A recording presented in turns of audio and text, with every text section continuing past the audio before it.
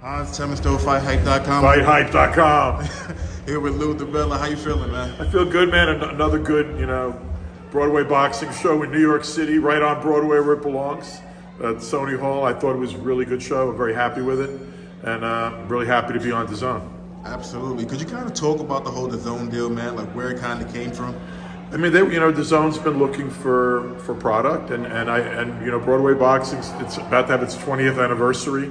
October, November will be our 20th anniversary of the longest running grassroots boxing show televised consistently for 20 years.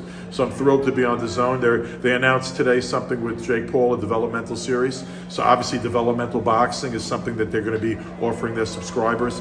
DAZN subscribers love boxing. They want content. They want to see more shows. They want to see stuff they're not seeing. So I'm really thrilled to get this opportunity to showcase Broadway boxing on DAZN.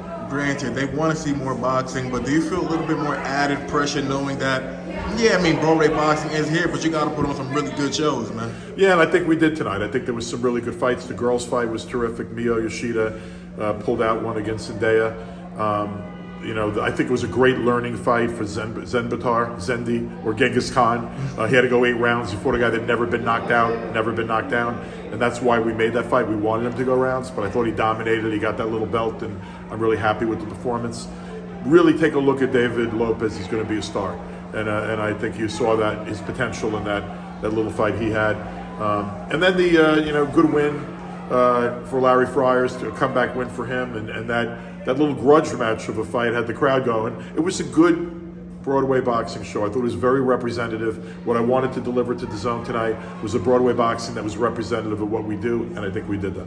Gotcha. Speaking of Genghis Khan, man, obviously he's, got a lot of buzz with the whole Ryan Garcia thing. He's still a work in progress, man. I'm glad he went the rounds. I'm glad he didn't get a quick knockout. We picked an opponent who was really experienced, went the distance with a number of top guys, never been, a knockout victim. We wanted him to go rounds, and I think, there were people expecting some kind of explosive knockout, a bunch of people, including people who work for me, but I was very happy that he went the 8 rounds. I think he needs to go another 8-round fight and get more rounds under his belt. I think he's a terrific prospect. The offense is there. You see the movement is there.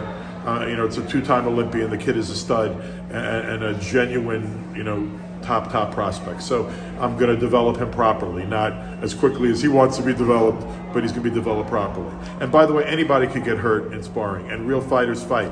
And by the way, real champions, a lot of the time, they get hurt in sparring and they go through with the fight. So props to Ryan Garcia for the fact he got hurt and got through with that fight, and then Tank landed that monstrous body shot right to the liver. And if you were at all tender in that area, you were going to have a problem. But you know what? Even if you weren't, that was a perfect liver shot. And Ryan's still a star. And both those guys are stars, and I'm really happy that fight performed well. Do you think that Ryan should be receiving any of the criticism he is getting? A lot of people saying he could have got up. Good. You know what? I wish I could promote him. And I'm not trying to, but I'm saying this. Everyone wants to criticize Ryan. I wish I could promote him. He's still one of the biggest stars in the business. Gotcha. Good to see you. Thank you, man. Appreciate you, brother. Thank you.